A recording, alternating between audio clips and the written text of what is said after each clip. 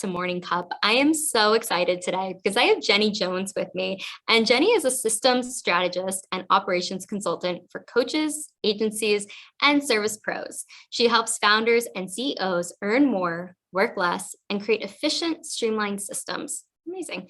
Before making the jump to entrepreneurship, Jenny came to the online space with over 8 years of corporate experience where she worked in operations, chain supplies management, finance, and product marketing departments of Fortune 500 companies. At the core of what Jenny does, she is a strong person of creating processes, systems that work for you and your unique business, plus setting you up with systems and strategies that will support sustainable growth. So important. This means helping creating the team, project, and client management systems that take the CEO out of the day-to-day to focus on the bigger picture priorities and goals of their business. Amazing. Thank you so much, Jenny, for being here today. Thank you so much for having me. I'm so excited to be here. I'm grateful to have you here today because I know you have so much knowledge when it comes to systems, and that's the core of a business. But I would love for you to kind of dive into that journey, what led you here today. Yeah, so it's been kind of a wild ride, I will say. I mean, I never saw myself being an entrepreneur. I will say that, like straight up, I thought I was gonna, go to college, get my degree, then like work in corporate America for the next like 30, 40 years or whatever, the end. But I ever since I graduated, I always knew oh, this is kind of not what I want. I don't enjoy working in a cubicle and being forced to be here. And I know a lot of people can relate, especially, with the pandemic. I feel like a lot of people are reevaluating their priorities. And I was 8 or so years into my corporate role, and I was just incredibly burnt out. Like the depression was real bad, the anxiety, it's just the work-life balance. It was just not working for me. And so, I was just evaluating, what do I actually want to do with my life? And I really had no idea. I know working in corporate America is not it for me. So I literally had no plan whatsoever. And I quit my job, and it was right before the pandemic happened. So yeah, my plan was okay, I'll just take a break, reevaluate, maybe find another job in corporate America. But obviously that kind of didn't happen. A little bit. Yeah, exactly. But so I really took some time to just evaluate okay, what skill sets do I have? And, I had a really varied corporate career. As you had mentioned earlier, I was in finance, I did product marketing, I was in supply chain, I had all these skills. And I was like, well, what can I do with that? And luckily my husband, he actually is an entrepreneur himself. So he runs his own electrical contracting company. So I was able to help him with, establishing systems and processes for his business, because he's a big kind of visionary thinker, and, he's hands out in the field kind of guy. He's I don't handle Excel spreadsheets. So I was able to help him with, creating those systems and processes. And I was like, oh, I think I can make a business out of this. I didn't really think about it. And it's funny. It's just, you do these things that are natural to you, but you don't think that somebody's going to pay you to do it. But that's kind of how I figured out what I'm actually good at. I love that. And it's so funny because you think you're going to go one way and you go to school, you get the good job, and then life gets turned upside down, and it makes you reevaluate too where you're at in life and what makes you happy. But I love what you said too about it just comes natural. And a lot of times we have all this knowledge base and we're just oh, that's just what I like to do, but don't realize some people do not like to do that or need exactly. That. Exactly. Especially systems. Yeah, exactly. It's like you said, it's not natural to everybody. And, whatever you're innately good at, you are everybody is innately good at something. And, if you want to be an entrepreneur, I really think you just need to lean into that. And even if you think you're not good at anything, there is something you can sell to somebody, like guaranteed. Absolutely. And that's what it's about, right? It's finding what your niche is. And, you might start out one way, but it shifts to a completely different thing. Like you started helping your husband, and then you realize through that, you're like, oh, wait a minute, I'm really good at this, and helping so many people too. So I'm curious, I kind of want to go back to the burnout. What was that like for you? Because it's really, I think it's so important to talk about, because I experienced it. I know a lot of other incredible people have gone through that and got out of it. But what was your experience like? Yeah. So for me, so basically going back to corporate, I like got promoted as a product marketing manager, and with that came with a ton of responsibility. And I will say, like, I didn't really get the kind of, onboarding and training that, I would have liked to like be really good at my role. I mean, they all assume like, oh, you're doing great, Jenny, you're fine. But even still, I can try, my best, but it's still like, it's very stressful trying to figure things out and not knowing exactly what you're supposed to be doing. But then, it's just being thrown into a new role where you're not really acclimated to what you're supposed to be doing. And then I'm figuring it out on my own, but then I'm kind of realizing, oh, I do not enjoy this work at all. Like, I'm just feeling burnt out. Like, there's so many demands placed on me. And just, I knew, because I've always had depression, and I know I can kind of recognize like when it's like getting really bad. It's like, I come home and I'm like, okay, I just like don't want to do anything. I don't have the mental capacity to do anything. And then you're kind of like, once that's like happening for months at a time, you're kind of like, wait, something is not right. I'm probably not in a good headspace right now. Yeah. So that's kind of what happened for me. And I kind of realized like, I was talking to my husband. I was like, this isn't going to work. I mean, obviously it's a great job, but I don't think my mental health is worth it. So that's just kind of the decision I came to. Well, I think it's an important one too. And I'm glad we're talking about it because, there's so many people who struggle with mental health. And even though I don't practice anymore, I'm still a huge advocate for mental health. And I think people sometimes prioritize the financial piece, where if you are not well, that doesn't matter how much money you make or what the job title is, but it's really taking care of ourselves from the inside out.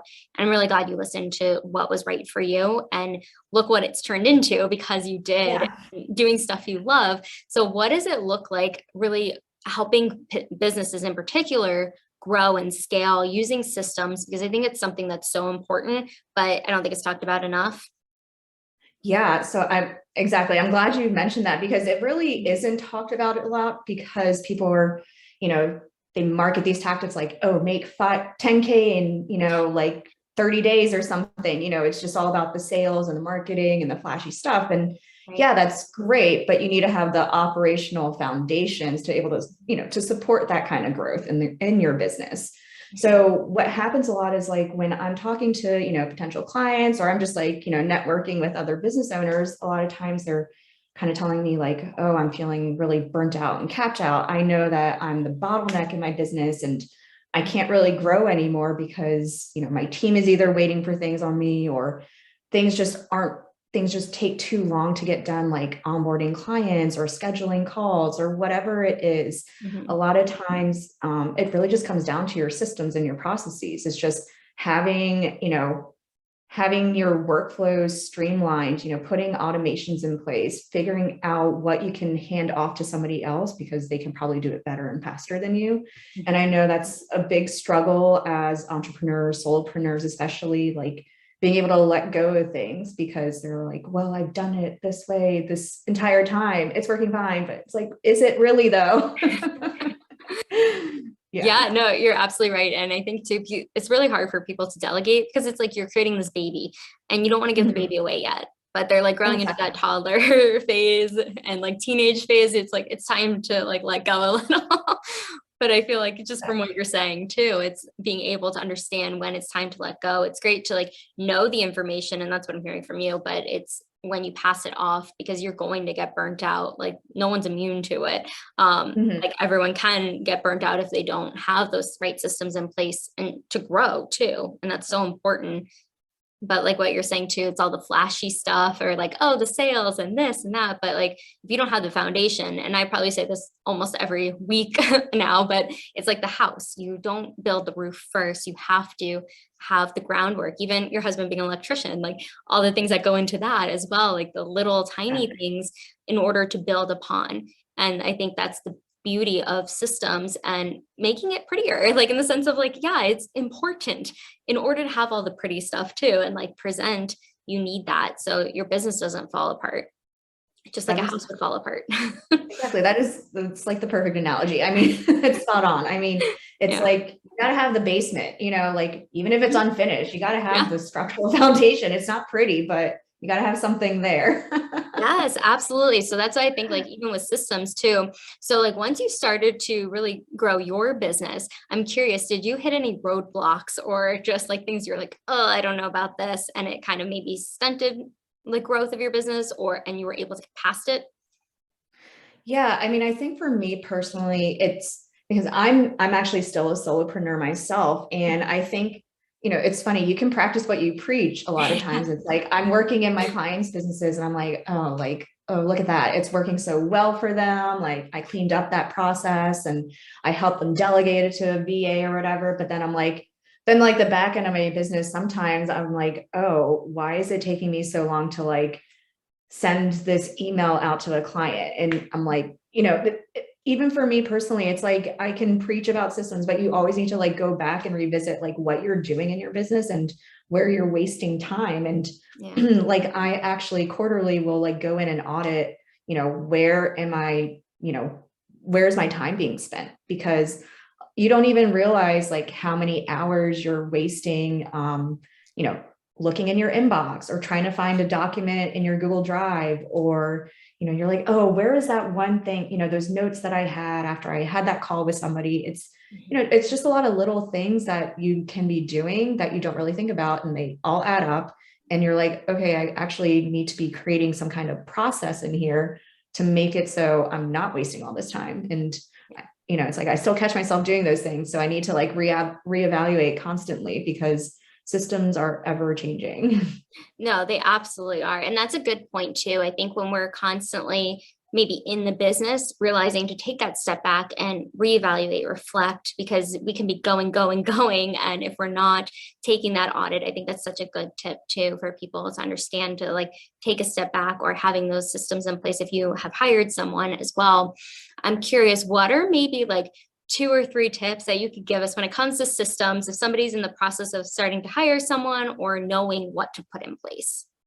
Yeah. So I will say, if you're getting ready to like, and I think this is like a spot that everybody should start to prepare their business for, even if you don't think you're ready for it yet, like when you're going to be hiring somebody in your business, whatever it may be, the biggest thing that I will preach is creating standard operating procedures, or SOPs, which are basically fancy process documents. I mean, it's a very like, sounds like a very corporate-y term, standard operating procedure, but it's really just a training document, just like step-by-step how you do a particular process in your business. Because having those training materials, created in some kind of, SOP library, or just like in one place, like in your Google Drive, your project management tool, wherever it is, so that when you have somebody onboarded onto your team, you have this nice, pretty library of resources that somebody can go to. And I think that is so, so important. I think it's something that every business owner should have, because,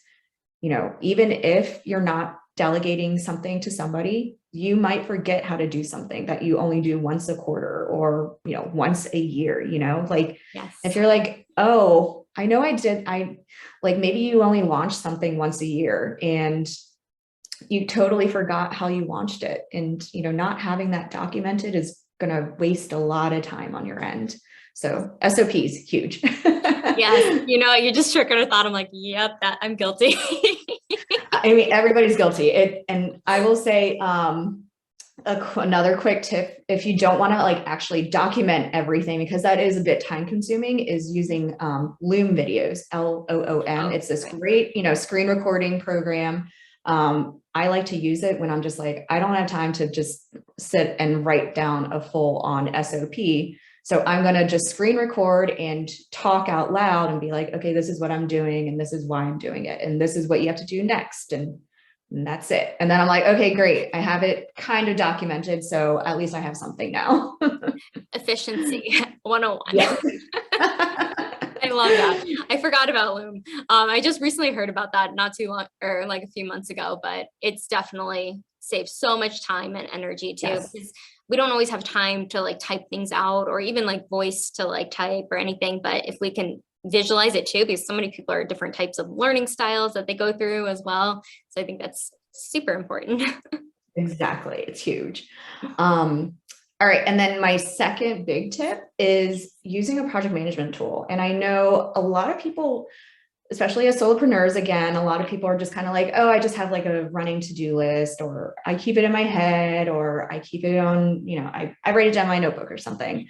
But I think like as you're trying to run and scale a business, you definitely need to have things like your tasks, your different projects, they need to all be put into one central location. And I'm really a big proponent of using project management tools. So things like ClickUp, Asana, Trello, whatever, works best for your brain and the way you think. I really, really recommend using those tools. ClickUp is free, if you're just like one person, so there are a lot of ways you can use project management tools for free, and just using that to help you with keeping track of like your recurring tasks, like, oh, got to pay my quarterly tax bill, like, because it's like a kind of like a, it'll automate your to-do list for you. So be like, I got to remember to set this, the third Friday of, the third month every quarter, so that you remember to actually do that task. I think that's really huge in getting yourself organized, and, it helps you get things out of your head so that you're not holding it. And I feel like when we as business owners are just keeping things stored in our head internally, it's kind of a drain on your brain. Honestly, it's a lot of mental energy, and you don't want to do that. So no, we don't. It's so interesting too, because I think when you look at what we're doing, how we're organizing our time and managing it, having a place to put everything is so key. Because you're right, like it's having like a brain dump and not keeping things in your head too, because the creativity won't be able to flow as much. Yeah, and that's huge. And I feel like, as a business owner, a lot of my clients, they're very like visionary thinkers. They have lots of ideas coming to them. And, I kind of feel like your creativity is blocked if you have to hold on to all these little things that you have to remember to do in your business. And those are all like those admin things. It's like, it's the things that are keeping your operations running. Like you don't want to have to remember, oh, I got to send that invoice to my client next Friday. You don't want to have to remember that in your head, because it's not a good use of your brain capacity. No, definitely not. And I'm curious, because I know you've worked with a lot of different types of clients, taking us through how you've helped one client recently and a success story around that, if you could share with us. Yeah, sure. So I recently got off, so I do like project management tool builds as like one-off projects for clients. And I worked with a copywriting agency last month.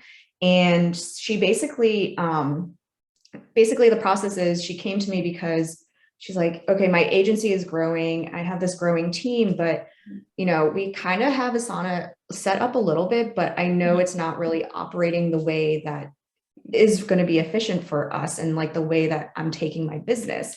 And so I came in and I audited like what she already had in there. And, basically she kind of had some of her tasks in there. She was kind of using it as like kind of a running to-do list. And she didn't really have like a central location or like her employees to go in and know exactly what they had to work on at any given time. She didn't really have like kind of like a list of her clients set up to understand like where her client work was in the month. So I really helped her with setting up, the back end systems to help her have like, a client management, a central place to manage her client work, understand what her team is doing, and having a central location for hiring her new team members. So having a new hire onboarding template in place was really, really big for her, because she was like really in a big growth phase in her business. So she needed those, she needed help like refining those processes and getting those set up in Asana so that, she had a smooth onboarding process for clients and for her new employees. So it's going in, I was auditing, I was setting it up, and then I handed it off to her after I also created a bunch of SOPs for her. So that her team, so her team knew how to use Asana, how she had to onboard her new clients, how to onboard her new employees. So that was, it saved her so much time. Her team is now operating like so smoothly now because they know exactly what they have to do. When they do it, they can just sign into Asana and they're like, okay, I'm working on this client project right now. I know what I have to do and when something is due. And just making sure that, they had that central place to go to instead of kind of like, waiting until they're like, kind of like their next weekly or monthly team meeting with her. So, it just took off a lot of time off of my client's plate, plus being able to help her team, work more efficiently so they knew exactly what they had to do. So that was a really fun project to work on. It sounds like it. And, it just goes back to like why systems are so important to have and to have somebody to help you, because you might be able to do it, but especially if you're growing and scaling your business, it's going to be really difficult, but it's like starting from the beginning, having that in place. So when you do grow quickly, it's easier to manage versus like I've heard so many stories of people like they go viral or something happens and they can't handle the amount of work that's coming, which is a good thing. A lot of work's coming. Mm-hmm. However, exactly. It's not in place and organized, you're going to have more headaches. And that's like what I'm hearing too from you of like why it's so important. Like I believe in it, but like other people are hearing too. Yeah, no, you're exactly right. I mean, like when people are, getting they're hitting huge success and then they're like, oh my gosh, I can't handle it now. They're just on the road to burnout. And like, I'm obviously a huge proponent of like no burnout because nobody wants that in their life. So I really try to work with my clients to make sure that they're like, they have a good work-life balance, like their schedule works with their energy, like managing the work that they want to be doing and when they want to be doing it, because I'm really all about that work-life balance. So, and I think systems are a huge part of that. Yes, they are. And I would love for you to speak more about work-life balance. I talk a lot about work-life integration, but what does that look like for you? So for me, it means like, for me personally, it means being able to take the time off, like when I need to, if I feel like it. So like what I did not like at all about corporate is that like you're expected to have your butt in that seat, from 8 to 5. Like if you weren't there, they're like, what are you doing? Yeah. But obviously we want to live flexible lives. And if I feel like working from 10 to 2 one day, like I want to be able to do that. But I do like to create like kind of a flexible working schedule for myself, but I'm also creating intentional time blocks of when I know I'm going to be dedicating certain time on a certain client's, project, when I have time just for client calls, that kind of thing, because I want to be able to create a schedule that works for like my energy. Like I'm most high energy first thing in the morning. So I want to use that for like getting things done, and then like, on Fridays, I enjoy taking calls like Friday afternoons because I'm like, oh, it's going to be the weekend. It's just fun to chat with somebody like with you right now. So exactly. Yeah. So for me, the work-life balance is really creating a schedule that works with your energy, but, and gives you that flexibility to work when you feel your best and working when you want to. Absolutely. And, it's so important that you brought that up because I think a lot of times it's energetically, like some people are morning people and that's like their time. That's definitely me. Like evenings, I'm like, if I go on the couch, I'm asleep. Exactly. Like I'm not a night owl.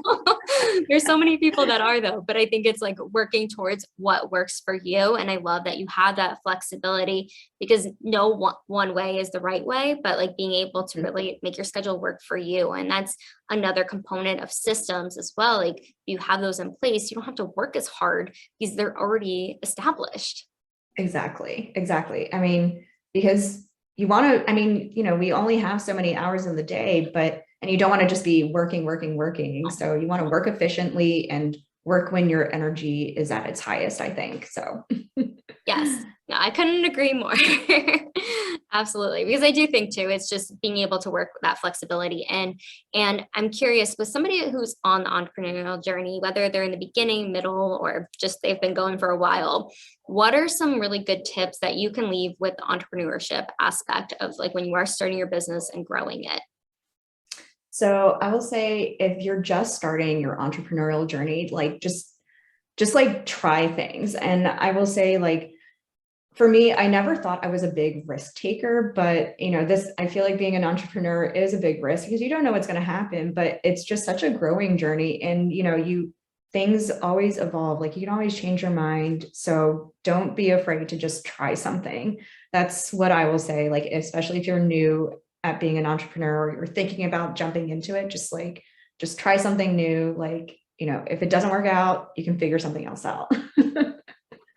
And then if you are like, in the midst of your entrepreneurial journey, I will say, I think I'm just going to go back to the systems piece, because you might already have, some systems already established in your business, but always go back and audit, because, there are going to be places that you're wasting your time, or, things that you can delegate to somebody else, or things that can be automated with, a new tech platform or something. So I really, really hope, if you're further along in your journey, you're really going to lean into systems and getting those established. Yes, those are fantastic tips. And Jenny, I've been having such a blast with you today. I'm learning so much, but I just love how the conversation flows. But we're going to jump into the rapid fire questions if you're ready for them. Okay. Yes, I'm ready. So the first question is, who is your hero? So my hero, I will have to say it'll be two. It'll be my grandparents, because they immigrated from Korea, and they immigrated in the 70s, and my grandpa wanted to be a doctor in America, and I just think it's amazing that they made that journey to improve their families' lives. Like, I wouldn't be here. Like, my life would be so different if I was born in Korea, honestly. And I'm just so thankful. And they like made a journey here without knowing the language, the culture. They just, there's just so much grit to just be able to figure it out yourself and just fight through whatever they were going through. So, they did it. Yeah, they paved the path for you as well, and everyone in your family. Exactly. I love that. What an inspiring story too. I love hearing that, like just so many different walks of life as well, but really establishing that and knowing that you can accomplish anything you want to, as long as you put your mind to it. Yeah. Big inspiration for me. Well, they sound like wonderful individuals. What motivates you to work smarter?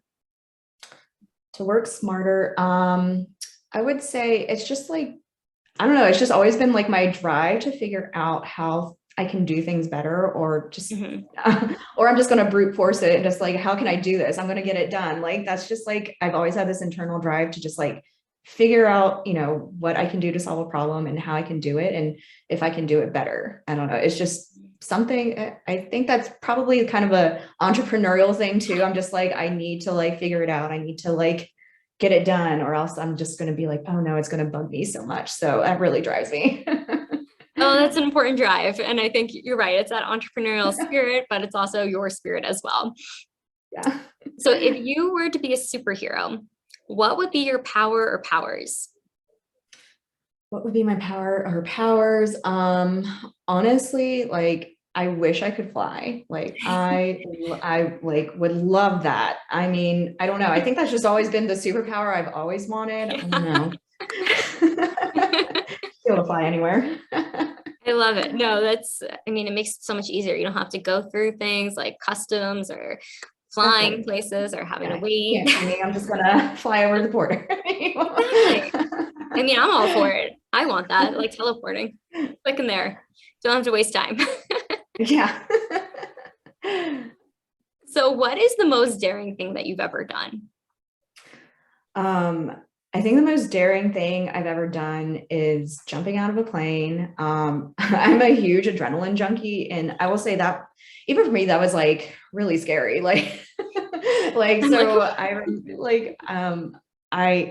We flew up, and it was just like this rickety little plane. And honestly, I was kind of like, oh God, what's going to happen? And then, the guy is strapped to my back, and he's like pushing me to stand over the ledge. And I'm like looking out, I'm like, oh my God, okay. And I just like closed my eyes and I just like jumped. So that was like so scary. But I mean, I just a big rush of adrenaline. I loved it.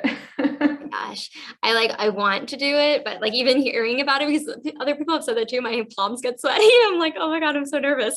For just I know it's just like, once you're there, you're like, well, I can't back out now. So it's true. It's true. Once you're there, I feel like once I'm there, I would do it, but yeah. whew, you are a brave soul. Thank you. What is the phone app that you use the most? I will say it's probably either like my notes app or my reminders app. I'm just like always writing lists down, or like, cause I have it integrated with my computer and like my drives. I'm like, okay, I just, I'm, me with like my software for keeping myself organized. So that's probably it. Using that to like help me write content or ideas, whatever. Love it. It's a good one. It's a very important one. Yeah. Running the business. What is the last book that you've read? The last book I read was Crying in H Mart. I don't know if you've heard of it. It's by Michelle Zauner. So it's about she's Korean American, or she's half Korean, half American. And it's kind of about, it was just like so nice for me because like I'm Korean American, and everything she was talking about, it's just like my childhood, just about the foods and, going to Korea and, her not really knowing the language, but being there with her mom, and just kind of about her relationship with her mom and her mom dying, and just kind of her forging her own identity. It's an amazing book. Like, I highly recommend it. Ooh, I'm intrigued. Gotta add that to my list. Sounds like a very good read. If if you were to have a movie about your life thus far, who would play you? I would say Aquafina. I don't know if you know Aquafina, but yeah, oh my gosh, I love her. Okay. She's hilarious. I just think she's so funny, and she's also Korean like me. So, but I think I forget what show she was in, but she was like so like awkward and hilarious. I was like, I just want her to be me. Like she can just play me in a movie about my life, because I find myself doing really awkward, cringy things sometimes. I'm like, oh, see, we're the same. You got that quirk, Yeah.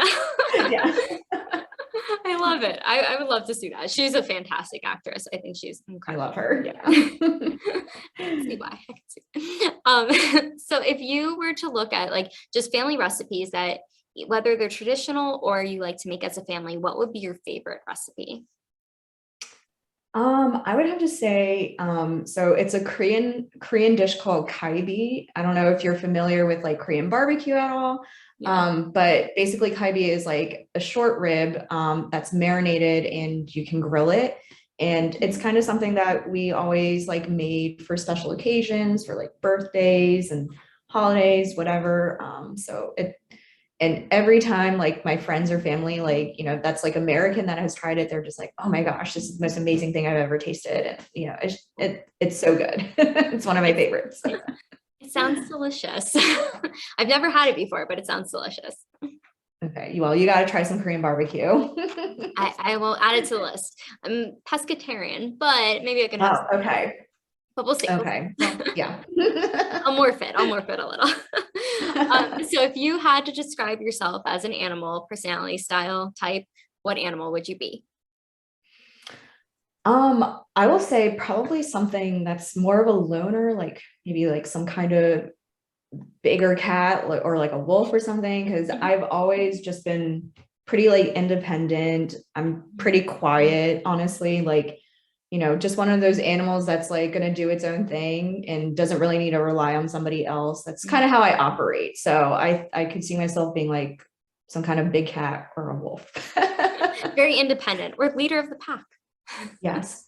Or even a house cat. I can sometimes be like a house cat too. I could have that personality. I feel like it weaves in and out. Yeah. It's on the day, right? Yeah. Perfect. So if you have a day off where, because you have such a flexible schedule and you're not seeing any clients or doing anything that you need to, what is your favorite way to spend a day off? I'm a very like leisurely person. I'm like, I will just so I have 3 dogs and Mm. I'll just like hang out with them. We'll go walk on our property. We have like a nature trail like in our backyard. I really just like to veg out and just chill and be in nature. I also have a garden. I feel like doing like outdoor activities and just being really living like a slower paced life. That's just up my alley. So Oh, it's that recharge, right? Just like being in exactly. It's nature just changes everything. exactly just taking that break and, disconnecting. It's important to do. I think that's important to do. So if somebody was outside of your industry, what is something they would not know about your industry? I would say, okay, I think a big thing that people will come to me about is they're like, oh, I want to just like try to automate everything, but I really feel like you can't do that because you're going to lose the human Mhm. experience, especially when you're working with your clients. And I always want, your clients to feel like they're not just like a number. And I feel like there's a time and place for automations and, making things run, instantly in your business. But I feel like when it comes to, working with your clients, like there are Mhm. things that you just like cannot automate. You want to keep that humanness and, yeah, maybe it's going to take a little more time, but Mhm. I really think you need to make sure you're connecting with your clients and making them feel seen and not a number. So I'll say, yeah, automations and humanness, there has to be a balance there. That's a really good point because I mean, like, just even thinking about what you were saying, I was like, huh, like, because I know a lot of people, it's like, it just automate everything, but you really Mhm. can't because you're right. You lose that human connection, and that's what it's all about. Exactly. Yep. Jenny, this has been such an amazing conversation. But before I let you go, where can people find you, hire you? We're going to link everything below, but if you could let us know too.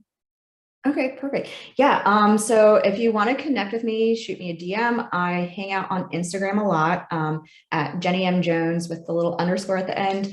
I'm also on LinkedIn. I'm not as active on there, but I definitely answer DMs and connect with people there as well. Otherwise, you can find me on my website at www.jennymjones.com and you can schedule a call with me there too. So yeah. Perfect. Well, make sure to like, subscribe, comment below. What was the biggest thing you took away from Jenny today? She is a wealth of knowledge and knows so much about systems and operations and all her background as well. But Jenny, I just want to thank you again for coming on and just sharing everything you did with us today and your journey, the ups, downs, and everything in between. Thank you so much for having me. Yeah, it was so much fun. Absolutely. And we will see everyone on the next video.